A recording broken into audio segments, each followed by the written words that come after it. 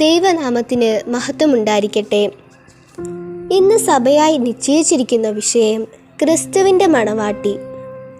സഭ അതിനായി തിരഞ്ഞെടുത്തിരിക്കുന്ന വേദഭാഗം വിശുദ്ധ യോഹന്നാൻ എഴുതിയ സുവിശേഷം 3-ാം അധ്യായം 26 മുതൽ 30 വരെയുള്ള വാക്യങ്ങൾ. അതിൻ്റെ 26-ഉം 27-ഉം തിരുവചനങ്ങളെ നമുക്ക് ശ്രദ്ധിക്കാം. അവർ യോഹന്നാൻ്റെ അടുക്കൽ വന്ന് അവനോട്, റബ്ബി, യോർദാനക്കരെ നിന്നോടുകൂടെ ഇരുന്നവൻ നീ സാക്ഷീകരിച്ചിട്ടുള്ളവൻ തന്നെ. ഇതാ സ്നാനം കഴിപ്പിക്കുന്നു, എല്ലാവരും അവൻ്റെ അടുക്കൽ ചെല്ലുന്നു എന്ന് പറഞ്ഞു. അതിന് യോഹന്നാൻ, സ്വർഗത്തിൽ നിന്ന് കൊടുത്തിട്ടില്ലാതെ മനുഷ്യന് ഒന്നും ലഭിപ്പാൻ കഴിയുകയില്ല.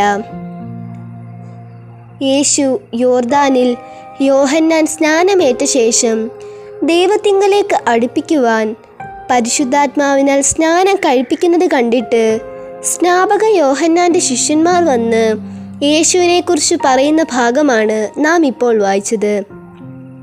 യേശുവിൻ്റെ യഥാർത്ഥ ശിഷ്യന്മാർ ദൈവവേല പരിശുദ്ധാത്മ നിയോഗത്താൽ ദൈവമഹത്വത്തിനായി മാത്രം ചെയ്യുന്നു.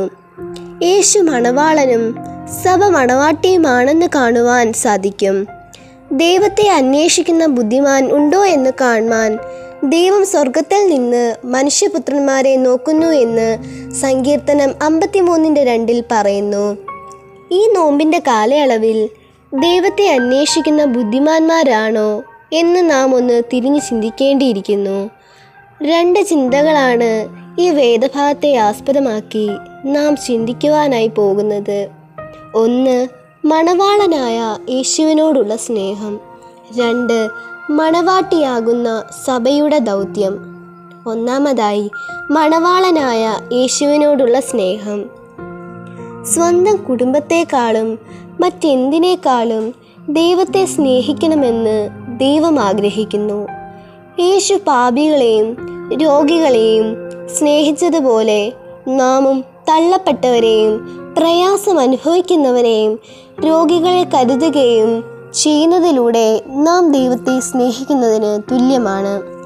കാരമില്ലാത്ത ഉപ്പിൻ്റെ ഉപമയിലൂടെ ദൈവം നമ്മെ പഠിപ്പിക്കുന്നത്, ദൈവസ്നേഹം നഷ്ടപ്പെടുത്തിയ വിശ്വാസി കാരമില്ലാത്ത ഉപ്പ് പോലെ ലോകത്തിന് പ്രയോജനമില്ലാത്തവരാണ്.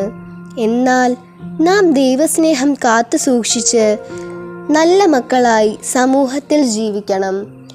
രണ്ടാമതായി, മണവാട്ടിയാകുന്ന സഭയുടെ ദൗത്യം. വിശ്വാസികൾ എന്ന നിലയിൽ ക്രൂശെടുത്ത് യേശുവിനെ നാം അനുഗമിക്കണം. ഈ വിശ്വാസയാത്രയിൽ നമുക്ക് കഷ്ടവും പരിഹാസവും മരണവുമൊക്കെ സംഭവിക്കാം. എന്നാൽ ഇതിനെ അതിജീവിക്കുവാൻ മണവാളനായ ക്രിസ്തുവിനെ മുറുകെ പിടിച്ച് അവനിൽ ആശ്രയിക്കുവാൻ നമുക്ക് സാധിക്കണം. ഒരു പാപവും ചെയ്യാതെയാണ് യേശു നമ്മുടെ പാപങ്ങൾക്ക് വേണ്ടി കാൽവറി ക്രൂശിൽ യാഗമായത്. ആ ക്രൂശെടുത്ത് യേശുവിനെ അനുഗമിക്കുമ്പോൾ നാം യേശുവിൻ്റെ മണവാട്ടിയായിത്തീരുന്നു.